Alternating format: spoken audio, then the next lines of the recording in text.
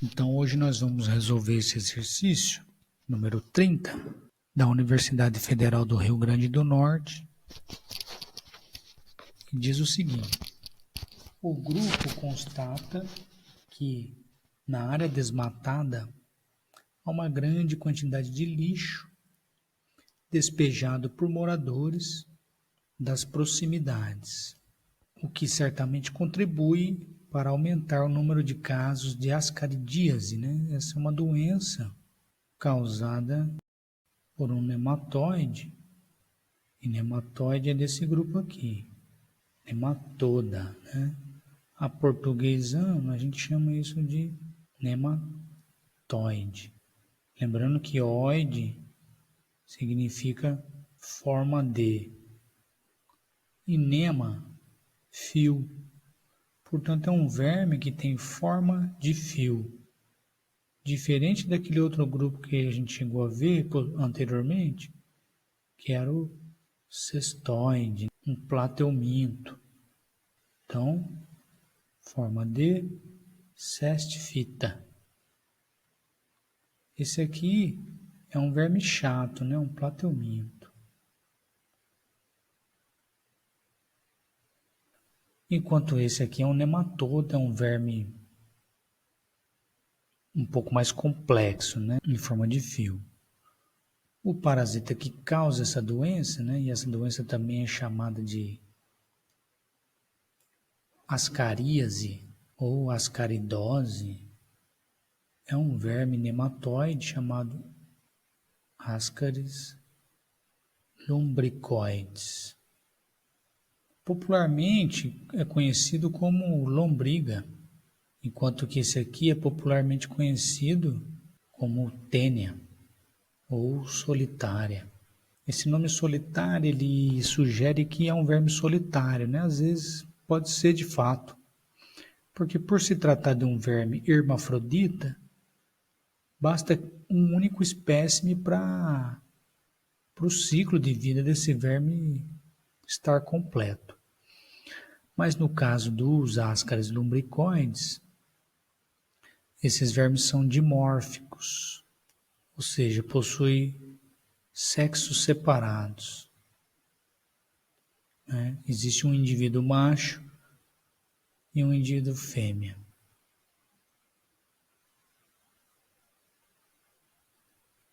E esse é o macho. Para você se lembrar sobre esse símbolo, caso você não saiba, esse símbolo aqui é o espelho de mão de Vênus, uma deusa da mitologia romana, deusa da beleza, do amor. E esse aqui é o escudo de Marte, que é o deus da guerra. Então esse é o símbolo do macho e esse é o símbolo da fêmea. Então esse aumento acontece porque, né? Então o aumento do quê? Da doença. Aí fala de uma intervenção antrópica, né? Lixo. E aumentou a quantidade de lixo despejado.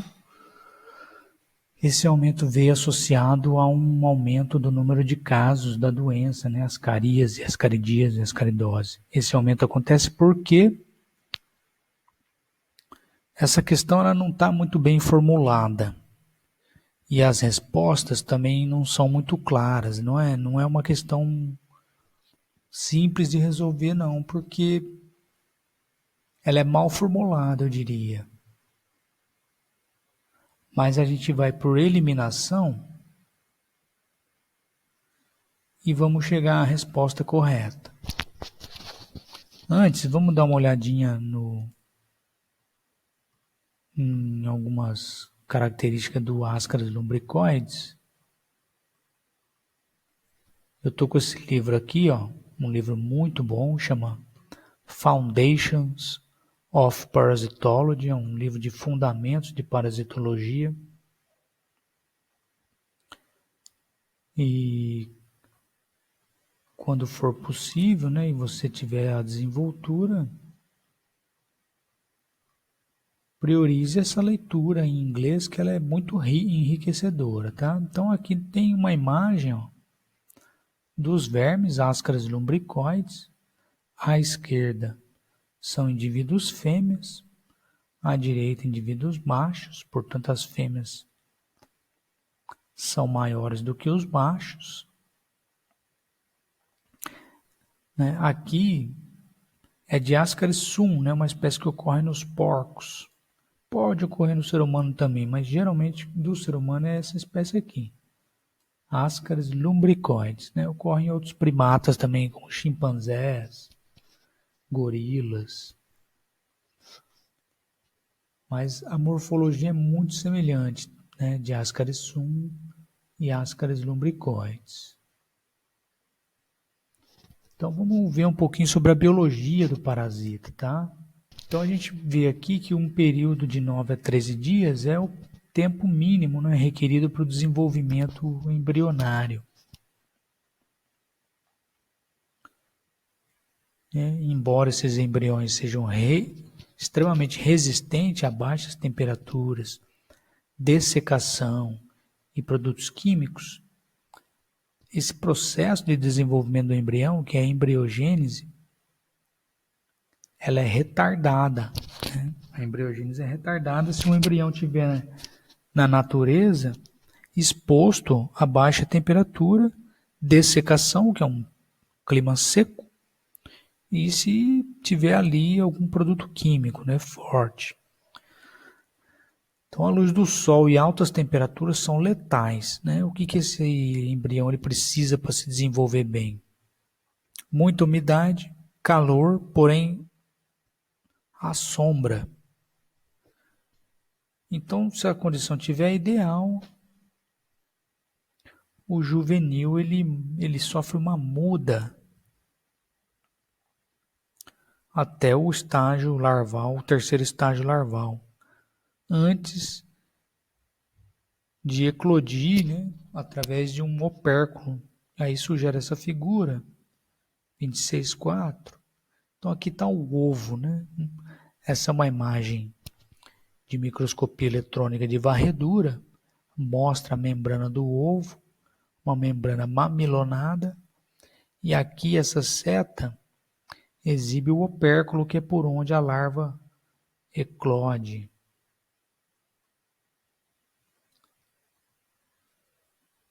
Então a infecção ocorre quando os juvenis, que ainda não eclodiram, são engolidos com alimento ou água contaminada. Então, um aspecto importante aqui, tá?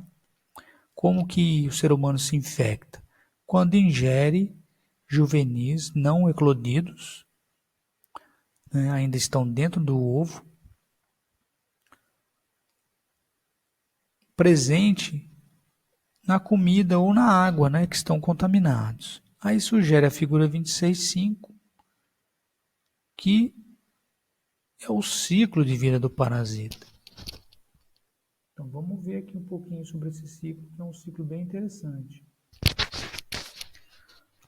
Então nós temos aqui em A ovos, né, que passam através das fezes, aqui uma imagem do reto. Então o ser humano ele defeca, libera esses ovos nas fezes. Esse ovo que vai prosseguir o desenvolvimento é um ovo embrionado, ou seja, é um ovo fertilizado. Houve, antes dele ser liberado nas fezes, houve a fusão entre espermatozoides e ovócitos. Gerou um embrião, né? Mas todo ovo liberado é fertilizado? Não, nem todo ovo. Nós vamos ver aqui que tem um ovo também que não é fertilizado. E esse ovo não fertilizado,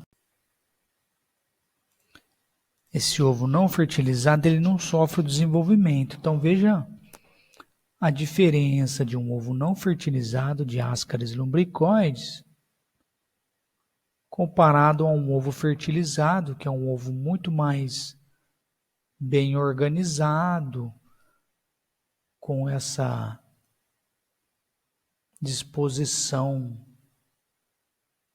com uma forma bastante definida, né, que é o vitelo, né, que vai alimentar o embrião.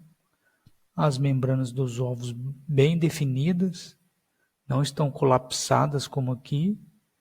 É um ovo mais arredondado, né, esse embrionado, fertilizado. Esse é mais alongado, um ovo não fertilizado. Então, esse ovo não vai dar em nada quando liberado nas fezes. Mas o ovo embrionado fertilizado, ele vai se desenvolver onde? No meio ambiente. No meio ambiente, ele pode prevalecer ali durante o processo de desenvolvimento durante muito tempo. Então, a primeira fase é a fase de mórula, uma fase comum para todo tipo de embrião, né? Uma célula dá duas dá quatro. 4, 8, 8, 16, 16, 32, 32, 64 células é a fase de mórula. Até que se forma uma larva de primeiro estágio dentro do ovo. Essa larva ela sofre mais 2 mudas e atinge o terceiro estágio de desenvolvimento, que é o estágio infectante. Só um aspecto com relação às mudas. O que vem a ser as mudas? As mudas são chamadas também de equidise. Um processo comum a todos os organismos que compõem um grupo chamado Equidisozoa. E aqui dentro estão todos os artrópodes, baratas, pernilongos, piolho de cobra, aranha, escorpião, tudo que é artrópode. Mosquito, mosca, grilo, pita-pita, né? Enfim. E junto aqui nós temos nematoda.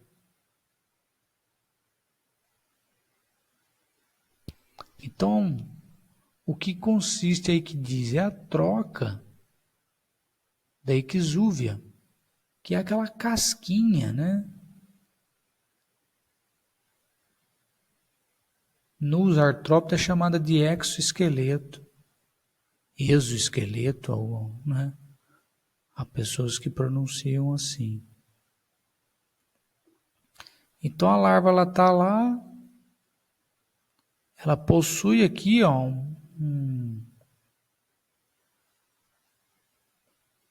um envolvimento de cutícula, né, que é uma proteína, que é mais rígido, né? Só que a larva cresce, né? E quando ela cresce,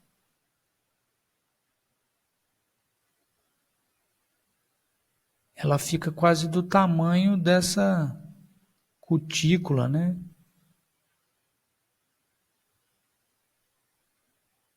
Então o que ela precisa fazer? Ela precisa romper essa cutícula aqui, ó.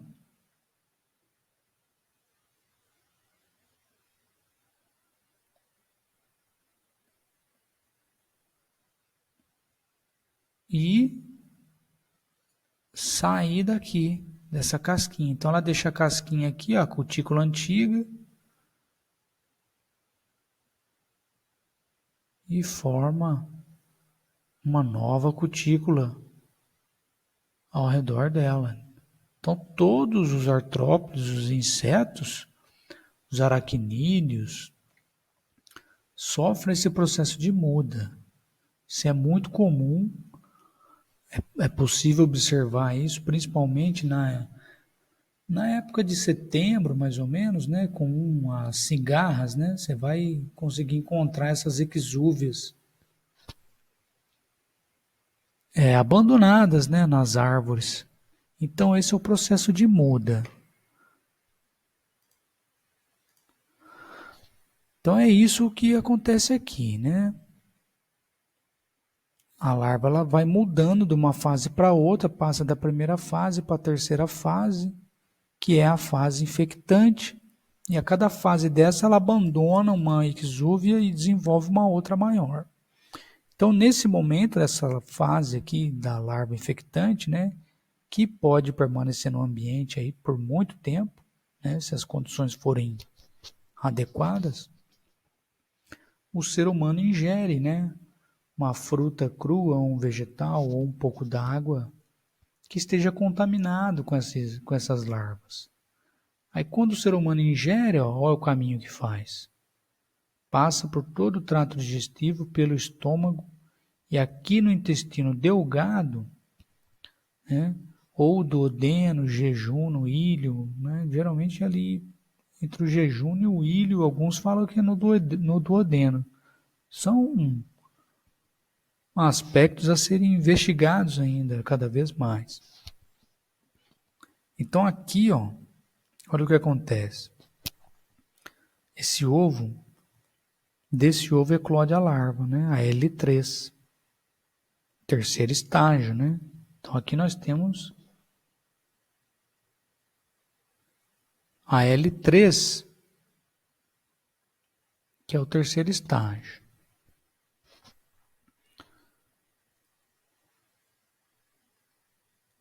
Então, no intestino delgado, a L3 eclode.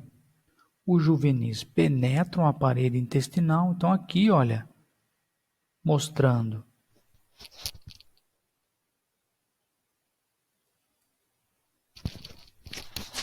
a larva eclodindo do ovo, penetrando na parede intestinal e caindo onde? Num vaso sanguíneo. Cai na corrente sanguínea. E quando cai na corrente sanguínea, ela passa pelo sistema porta-hepático, um sistema sanguíneo do fígado, e se esparrama por todo o corpo. E eventualmente ela alcança o lugar onde é interessante para ela, onde ela precisa, né? Essa larva ela não suporta ficar aqui muito tempo no intestino. Ela precisa vir para outros lugares, né? Por exemplo, o pulmão. E é o que ela faz, ela migra. Então aqui nós temos a L3. Ela migra, né? Já entra um estágio intermediário entre L3 e L4, o quarto estágio. Ela penetra para dentro do alvéolo pulmonar, né? Então aqui o pulmão, ó, se você tirar um pedacinho desse pulmão aqui, como é que ele é? Aqui está a boca do sujeito, ó. Aqui vem a traqueia, né? Lá embaixo os pulmões.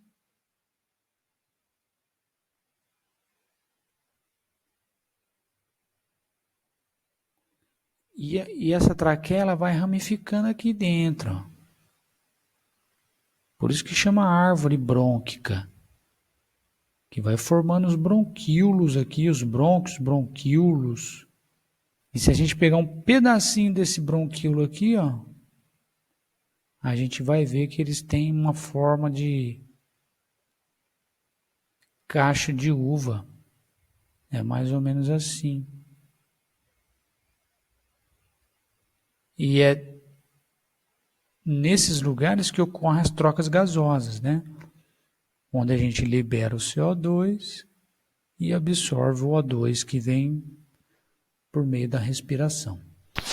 Então, é nesse espaço que essa L3 ela vai se desenvolver em uma L4. É nesse espaço que ela vai encontrar o ambiente propício para ela sobreviver, dentro dos alvéolos. E quando a larva chega nessa região do pulmão e sofre essa muda, né? Passa da terceira estágio para o quarto estágio, o que acontece? Ela migra bronquíolos acima, por meio dos túbulos brônquicos, chega à traqueia e então retorna ao esôfago. Então a larva está aqui no pulmão, ela começa a migrar para cima, atinge a traqueia e a traqueia fica aqui nessa região próxima ao esôfago, né? Vamos dar uma olhadinha nessa figura anatômica aqui para a gente ter uma ideia melhor. Então, se a gente fosse complementar isso aqui, então aqui viria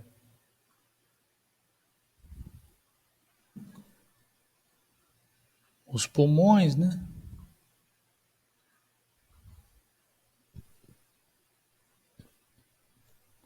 E aqui está o canal, né? O esôfago,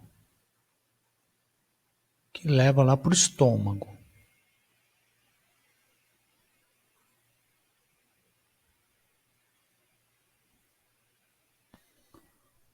A larva migrou, né? A larva subiu, saiu dos alvéolos, passou para os brônquios, ascendeu essa árvore brônquica, chegou na traqueia, da traqueia ela chega na laringe, e aqui, o que vai acontecer? Ela vai causar uma certa irritação, vai incitar a tosse, né?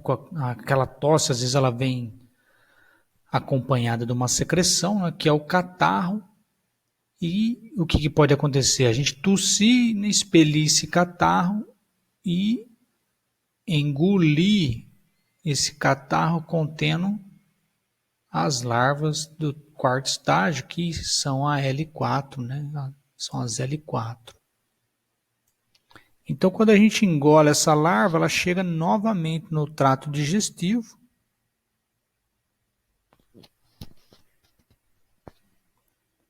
E aqui no intestino delgado, né? Essa larva ela sofre uma nova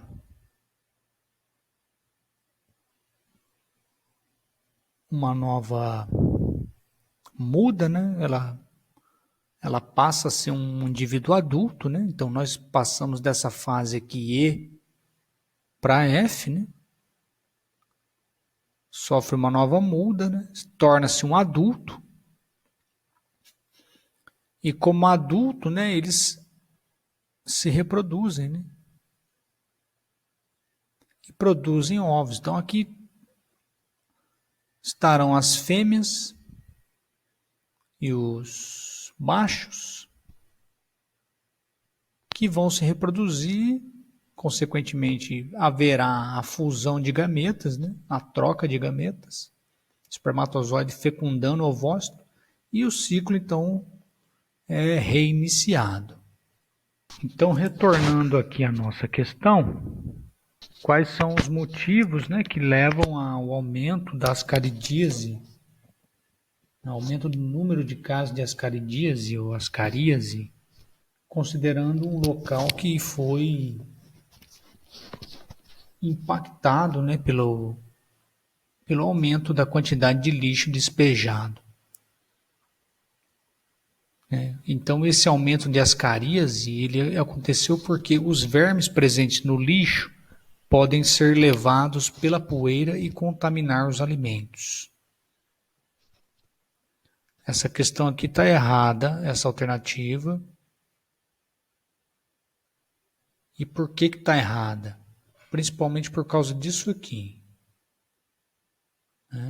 Eu separei aqui um pedaço do livro para a gente poder discutir, que é esse trecho aqui em destaque. Então a gente pode ver que esse trecho, ele fala que a poeira pode carregar ovos quando as condições permitirem. Então, alguns ovos eles podem ser dispersados na poeira, né? E uma outra informação importante aqui também é essa aqui, ó. Baratas podem carregar e disseminar ovos de ascaris lombricoides. Então, como nós vimos no ciclo aqui, o que infecta o ser humano são ovos. Ovos embrionados com a larva L3, larva em terceiro estágio de desenvolvimento. Ovos contendo larvas e não vermes, né? Esse vermes é muito generalizado. Então, se aqui tivesse ovos presentes no lixo, podem ser levados pela poeira, isso aqui poderia ser considerado como correto. Então, aqui, novamente, falando de larvas, né? Provavelmente isso deve estar errado por causa disso. Vamos ver. As larvas do eumínto, causador dessa doença, podem contaminar a água e a partir daí infectar o homem. Então está errado também. Por quê? Porque as larvas, elas não infectam o homem. Quem infecta o homem é o ovo contendo a larva no terceiro estágio de desenvolvimento, né? Então, o homem se infecta com o ovo embrionado, né? O ovo contendo a larva L3. Os ovos depositados no lixo originam larvas que penetram na pele de pessoas que andem descalças por essa área. Então, essa também está errada.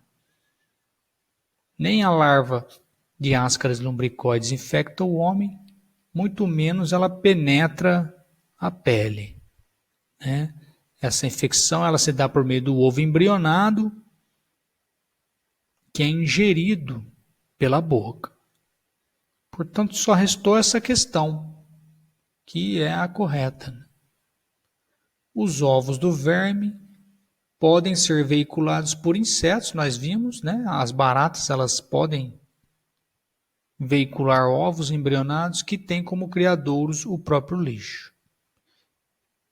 Então aqui nós finalizamos essa questão.